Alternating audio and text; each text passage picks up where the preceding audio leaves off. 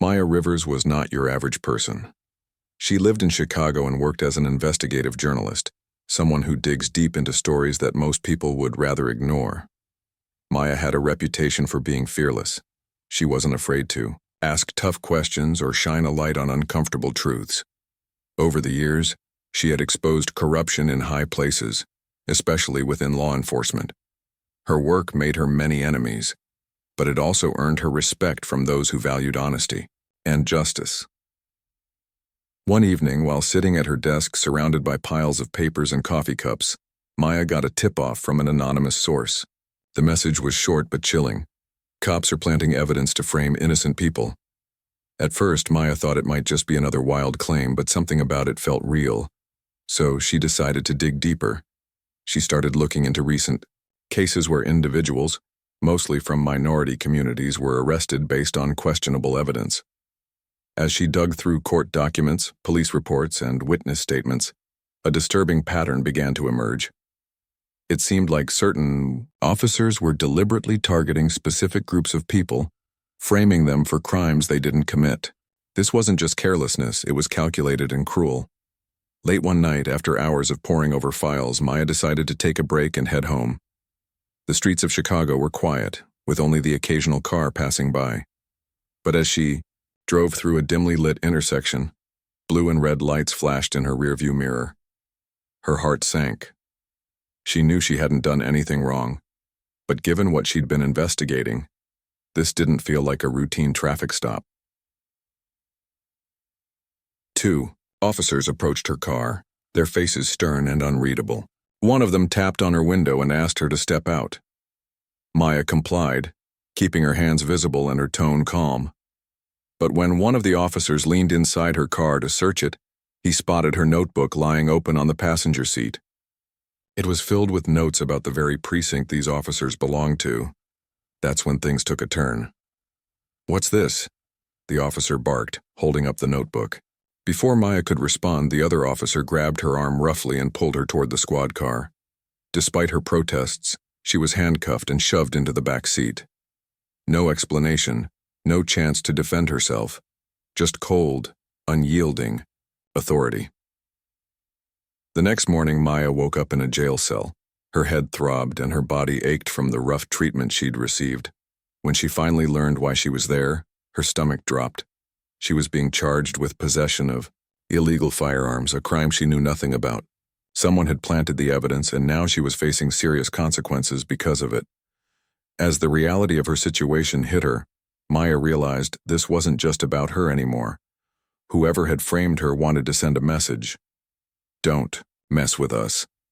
But what they didn't know was that Maya wasn't the kind of person to back down easily. In fact, this injustice only fueled her determination to fight back harder than ever before. Sitting alone in that cold, gray cell, Maya promised herself one thing: she wouldn't let them win, not today, not ever. When word got out about Maya's arrest, it sent shockwaves through her circle of friends and colleagues. Some were quick to distance themselves, worried that associating with her might put their own reputations, or even safety, at risk. Others simply couldn't believe the charges. How could someone like Maya, who had spent years exposing wrongdoing, be involved in something so serious? At first, Maya tried to stay hopeful. She figured once the truth came out, people would see this for what it was, a setup. But as days turned into weeks, reality began to sink in. The system wasn't rushing to help her. In fact, it seemed determined to bury her deeper. Her bail hearing stretched on endlessly, and every attempt to explain her innocence fell on deaf ears. Even her lawyer, though well-meaning, admitted they were up against powerful forces. "These guys don't play fair," he told her during one visit. "Be prepared for a long fight." But Maya wasn't the type to sit back and wait for things to get better. From inside her cell, she started piecing together everything she knew. She replayed conversations she'd had with sources, reviewed old cases she'd written about, and scribbled notes on scraps of paper whenever she could. Every detail mattered now. If she wanted to prove her innocence and expose the larger conspiracy, she needed evidence. Hard, undeniable proof. During visiting hours, Maya managed to connect with someone unexpected, an older man who had been locked up for years. He wasn't flashy or loud. If anything, he blended into the background. But when he saw how focused Maya was, he struck up a conversation. Over time, they built a fragile kind of trust. One day, he leaned closer and whispered, "I know how these games are played. They've been doing this for years, framing folks, making sure no one asks too many questions." He went on to share chilling stories about how certain officers manipulated evidence to pin crimes on innocent people. Often, it was those without resources or connections who bore the brunt of it. What struck Maya most was how systematic it all sounded. This wasn't random, it was calculated, part of a bigger pattern designed to keep power where it belonged, and now she realized she was caught in the middle of it. The man also mentioned someone, a senior officer who seemed to pull the strings behind the scenes. Though he didn't give a name, his description painted a clear picture. A ruthless figure who operated above the rules, protected by layers of bureaucracy and fear. Whoever this person was, Maya knew they were key to unraveling the entire scheme. Outside the prison walls, Maya's mentor, an experienced advocate for civil rights, was working tirelessly to find answers. He visited her regularly, bringing updates on the case and helping her strategize. Together, they pored over documents, searching for cracks in the prosecution's story. One breakthrough came when he discovered that the firearm supposedly found in Maya's car had a history. It had been reported stolen months earlier and linked to another case where planted evidence had played a role. This tiny thread gave them hope, but it wasn't enough to exonerate her outright. As the pressure mounted, Maya grew more determined than ever. She knew she couldn't rely solely on others to save her, so she began reaching out to anyone who might still listen. Through coded messages passed along during visits, she managed to contact a close friend, a freelance photographer known for capturing raw, unfiltered images of life in the city. This friend agreed to help, though both knew the risks involved. Meanwhile, Maya faced another battle within the jail itself. Being labeled as a criminal, even falsely, meant facing hostility from guards and inmates alike. Some treated her with suspicion, while others avoided her altogether. Yet, despite the isolation, Maya refused to let despair take hold. Instead, she used her time to observe, learn, and plan. She noticed how the system worked, how it dehumanized people, and stripped away their dignity. These observations only strengthened her resolve to fight not just for herself, but for everyone who had been wronged. One night, lying on the thin mattress in her cell, Maya stared at the ceiling and thought about all the lives ruined by such injustices. Mothers separated from their children, fathers serving sentences for crimes they never committed, entire families torn apart because someone decided they were expendable. Tears welled up in her eyes, but they weren't tears of self-pity. They were tears of anger. Anger at the corruption, the lies, the sheer indifference to human suffering. And beneath that anger was a spark of determination. No matter what happened, Maya vowed to make sure these stories didn't stay hidden. Someone had to speak for those who couldn't. With each passing day, Maya's strategy began to take shape. She couldn't afford to wait for justice to come knocking. It had to be seized. Piece by piece, she was building a roadmap to freedom, but she also knew that the hardest battles lay ahead. Proving her innocence wouldn't just require evidence, it would demand courage, resilience, and an unwavering belief in the truth. And Maya? She had plenty of all three. Maya knew she couldn't fight this battle alone. Locked inside a cold jail cell, she began piecing together a plan that was as daring as it was risky. She realized early on that the only way to expose the truth was to gather allies, people, who could help her from both inside and outside the prison walls. Her first step? Building trust with the older man who had shared those chilling stories about how the system worked. He wasn't just another inmate. He was someone who understood the game better than most. Over time, Maya confided in him, sharing bits of her investigation and explaining why she believed she'd been targeted. At first, he listened quietly, his face unreadable, but eventually he opened up. "You're not the first person they've tried to take down," he said one evening during yard time. "They've been doing this for years. Pick their targets, frame them, and make sure no one asks questions. But if you really want to stop them, you need proof. Solid proof. He suggested reaching out to people still operating on the streets, people who might have seen or heard things that could connect the dots. These were individuals who lived in the shadows, often overlooked but always watching.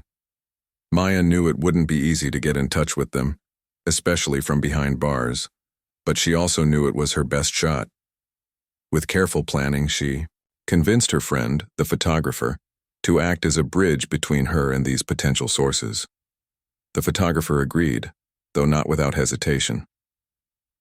They met secretly near the prison gates, exchanging whispered updates during visiting.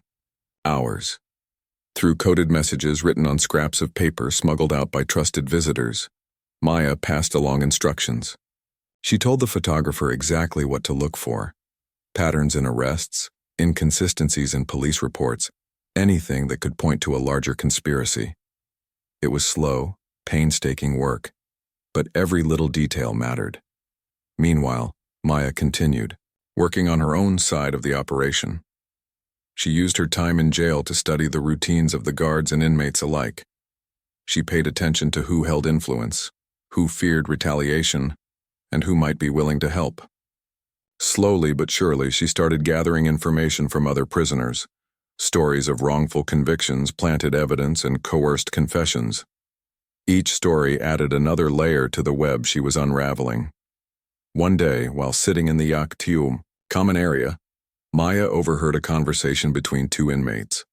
One of them mentioned a name, a senior officer known for being ruthless and untouchable. The description matched what the older man had told her earlier. This was the person pulling the strings, the one responsible for framing countless innocent people. Maya's heart raced. If she could find concrete proof tying this officer to the conspiracy, she might finally have the leverage she needed. But finding proof wasn't going to be easy. The officer was smart, careful, and protected by layers of authority. Any misstep could mean disaster, not just for Maya, but for anyone brave enough to stand against him. Still, Maya refused to back down. She began strategizing ways to expose him, using everything she'd learned from her years as a journalist. Every tip, every document, every whispered rumor became part of her arsenal. Back outside, the photographer was making progress too, posing. As someone disillusioned with Maya's arrest, they managed to gain access to internal communications within the precinct. It was risky business, requiring nerves of steel and quick thinking. But it paid off when they stumbled upon surveillance, footage showing officers tampering with evidence in past cases. This was the smoking gun Maya had been searching for. Getting the footage to Maya, however, proved to be the biggest challenge yet. The prison staff monitored all incoming mail and visitors closely, looking for anything suspicious. Maya and the photographer devised a clever plan. They hid the memory card containing the footage inside a hollowed-out book. Then, using a small bribe, they convinced a guard to deliver it during a routine inspection.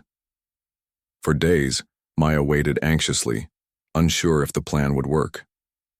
Finally, during a late-night visit, the guard slipped the book into her cell unnoticed. Maya's hands trembled as she retrieved the memory card. For the first time since her arrest, she felt a glimmer of hope. She didn't have much time to celebrate, though. Now came the hardest part, figuring out how to use the footage to bring down the corrupt officers without getting silenced permanently. As she sat cross-legged on her bunk, reviewing the files on a makeshift device smuggled in by a sympathetic visitor, Maya allowed herself a moment of quiet triumph. She had done the impossible. She had found proof. But she also knew this was just the beginning. Exposing the truth would require more than evidence. It would demand courage, strategy, and an unshakable belief in justice, and Maya, she was ready to take the fight to the next level. Every night as she lay awake listening to the hum of the fluorescent lights, Maya replayed the same thought in her mind. They think they've won. They think I'm powerless. But they don't know who they're dealing with. With the memory card safely in her possession, Maya knew she was holding a weapon more powerful than any gun. The footage on it was explosive, clear evidence of officers tampering with crime scenes, planting evidence, and covering their tracks. It wasn't just proof of her innocence, it was a bombshell that could take down an entire corrupt system. But having the evidence wasn't enough. She had to figure out how to get it out into the world without being silenced first. The prison was like a fortress, designed to keep secrets locked inside its walls. Every move Maya made was watched, every word she said scrutinized. If the wrong people found out what she had, they wouldn't hesitate to destroy it, and her along with it. So she had to be smart. She couldn't trust anyone completely, not even the guard who'd helped smuggle the memory card in.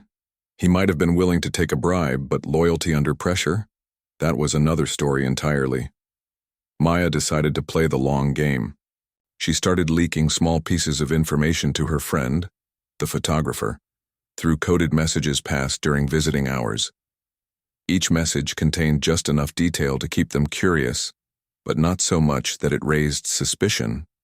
The goal was simple: build momentum outside the prison before unleashing the full truth. Meanwhile, Maya turned her attention inward, focusing on creating chaos within the jail itself. She began sharing snippets of information with other inmates, stories about wrongful convictions, planted evidence, and coerced confessions. At first, many were skeptical. Why should they believe her? After all, everyone in there claimed to be innocent. But as Maya revealed specific details, names, dates, locations, they started paying attention. Some even recognized their own cases in her stories. Slowly, a spark of rebellion ignited among the prisoners. Word spread quickly, and soon the mood inside the jail shifted. Inmates began protesting during mealtimes, refusing to follow orders and demanding answers about their arrests. Guards cracked down hard, but the unrest only grew louder. Outside observers noticed too. Local news outlets picked up on the growing tension, speculating about what was causing the sudden wave of defiance. Reporters began showing up at the gates, asking questions and shining a spotlight on conditions inside. This was exactly what Maya wanted. By stirring things up, she forced the corrupt officers' hands. They scrambled to contain the situation, calling in reinforcements and tightening security. But in doing so, they made mistakes, small cracks in their carefully constructed facade. And Maya was watching, ready to exploit every single one. Outside the prison, the photographer worked tirelessly to amplify Maya's message. Using encrypted apps and burner phones, they shared fragments of the surveillance footage online, tagging influential activists, journalists, and watchdog groups. At first, the posts didn't gain much traction. People scrolled past, dismissing them as conspiracy theories or clickbait. But then something changed. A well-known activist stumbled across the clips and decided to investigate further. Once verified, the footage went viral. Social media exploded with outrage. Hashtags like #OurFreeMaya and #ExposeTheTruth trended nationwide. Protesters gathered outside the precinct, holding signs and chanting slogans. News anchors discussed the scandal during primetime broadcasts, while lawmakers called for investigations. What had started as a whisper behind bars had become a roar heard across the country. Inside the jail, Maya felt the ground shifting beneath her feet. For weeks, she'd been living in fear, knowing that one wrong move could cost her everything. But now, for the first time, she sensed a glimmer of hope. The tide was turning, and she was at the center of it. Still, she remained cautious. She knew the fight wasn't over, not by a long shot. The corrupt officers weren't about to give up without a fight. Desperate to protect themselves, they launched a smear campaign against Maya, painting her as a troublemaker and a liar. Anonymous sources leaked false stories to the press, accusing her of faking evidence and manipulating public opinion. Some media outlets ran with the narrative, sowing doubt among viewers. But Maya had anticipated this. She'd spent years navigating the murky waters of journalism, where truth and lies often blurred together. She knew how to counter misinformation with facts. Through her network of allies, Maya released more footage, each clip adding weight to her claims. She also encouraged former victims of police misconduct to come forward, sharing their stories publicly. One by one, ordinary people stepped into the spotlight. recounting harrowing tales of being framed, beaten, or coerced into confessing to crimes they didn't commit. Their voices added a human element to the story, making it impossible to ignore. As the pressure mounted, cracks began to form within the ranks of the corrupt officers. Some lower-level cops, fearing prosecution, started cooperating with investigators. Others tried to distance themselves from the scandal, claiming ignorance or blaming higher-ups. Internal Affairs launched an investigation, and federal agents stepped in to take over the case. The once unstoppable machine of corruption was starting to crumble, but Maya knew better than to celebrate prematurely. The senior officer, the ringleader of the conspiracy, was still out there pulling strings and fighting back. He was dangerous, resourceful, and backed by powerful allies. Taking him down would require more than just evidence. It would demand strategy, timing, and sheer willpower. And Maya, she was ready. Every night, as she lay on her bunk listening to the distant hum of protests outside, Maya allowed herself a moment of quiet reflection. She thought about all the lives ruined by these men, the families torn apart, the futures stolen, the dreams crushed. Then she thought about the movement growing around her, fueled by courage and resilience. This wasn't just about clearing her name anymore. It was about justice. For herself, for the others locked away unjustly, and for everyone who had ever been treated as expendable by those in power. With renewed determination, Maya continued her fight. She leaked more information, coordinated with allies, and kept the pressure on. She knew the road ahead would be brutal, filled with setbacks and sacrifices, but she also knew one thing for certain: the truth was on her side, and sooner or later, it would set her, and countless others, free. The momentum outside the prison was growing stronger by the day.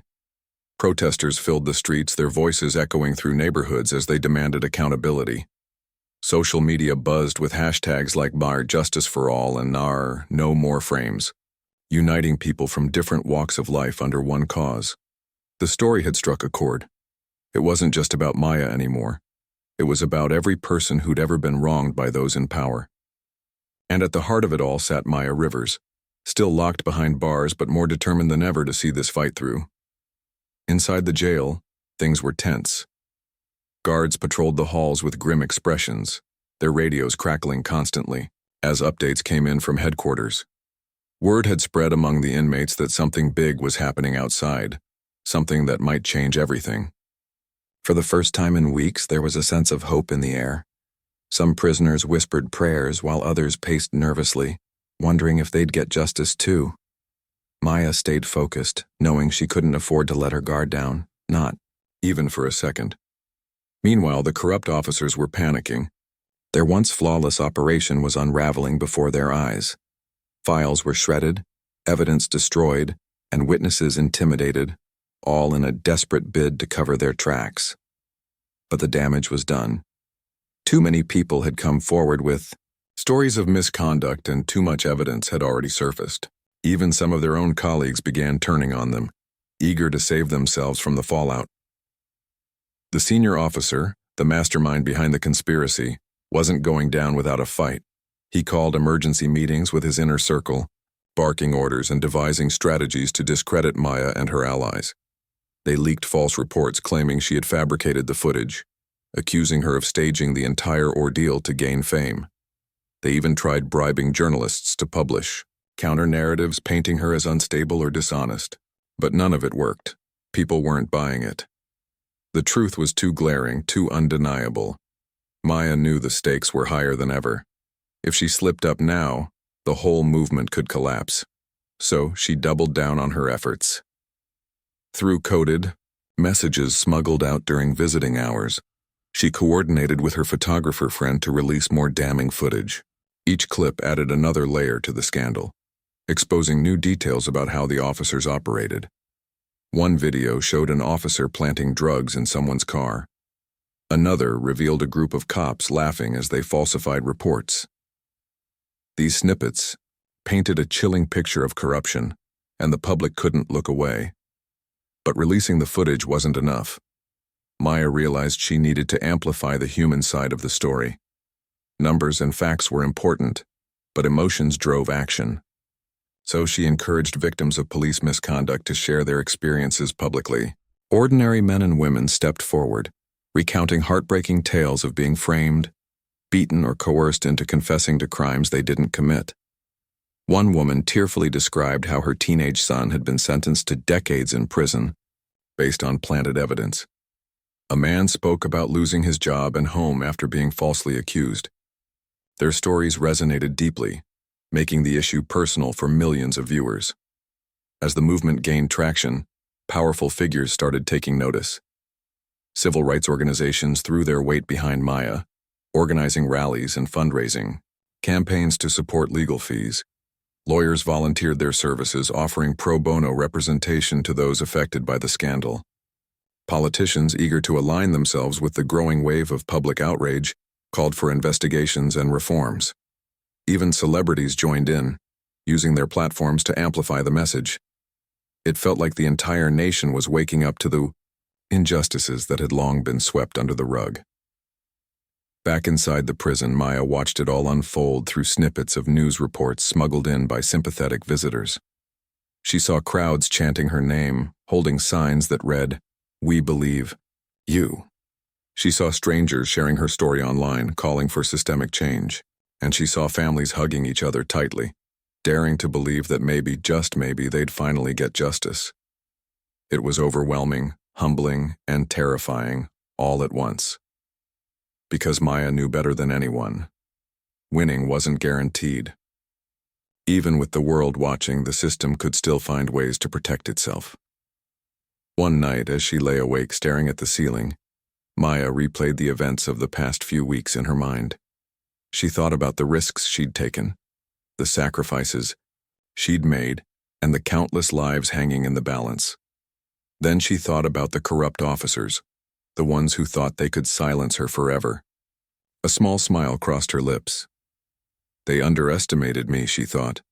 They thought I'd crumble under pressure. Instead, I became unstoppable.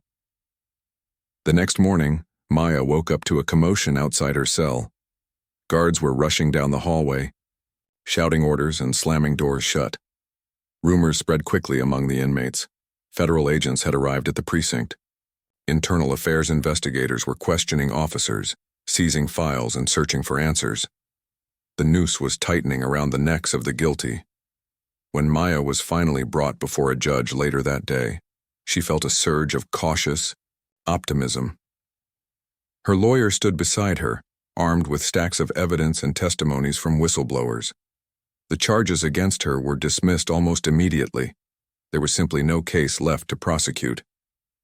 As the judge announced her freedom, the courtroom erupted in cheers. Supporters packed the benches, clapping and crying tears of joy. Reporters jostled for position, cameras flashing as Maya walked out of the courthouse free at last. Yet despite the victory, Maya knew the battle wasn't over. The senior officer, the ringleader of the conspiracy, was still fighting back, hiding behind layers of protection and privilege. Holding him accountable would require more than just courage. It would demand relentless persistence. But Maya wasn't afraid. She'd faced impossible odds before and come out stronger on the other side. This time would be no different. Standing outside the courthouse, surrounded by supporters and reporters, Maya took a deep breath. Cameras clicked, microphones pressed toward her face, and questions flew fast and furious. But Maya didn't flinch. She looked directly into the crowd, her voice steady and clear. "They thought they could break me," she said. "They thought they could bury the truth. But what they didn't know is that the truth doesn't stay buried, not when we stand together." Her words echoed through the streets, carried by winds of change. The fight for justice was far from finished. But, thanks to Maya, it had begun. The dismissal of Maya's charges was a monumental victory, but it wasn't the end of the road. It was just the beginning. As she stepped out of the courthouse into the bright sunlight, surrounded by cheering supporters and flashing cameras, Maya felt a mix of emotions: relief, pride, anger, and determination. She had been freed from prison, but her mind was still locked on the fight ahead. The corrupt officers who had framed her weren't finished yet, and neither was she. That night, after spending hours answering questions from reporters and thanking those who had stood by her, Maya sat alone in a borrowed apartment. It was quiet, almost eerily so compared to the chaos of the day. Her body ached, not just from weeks spent in jail, but from the emotional toll of everything she'd endured. Yet, as exhausted as she was, sleep wouldn't come easily. Every time she closed her eyes, she saw faces, the countless people whose lives had been destroyed by the same system that had tried to destroy hers. They deserved justice, too. Maya knew the senior officer, the mastermind behind the conspiracy, was still out there, protected by layers of power and privilege. He hadn't given up.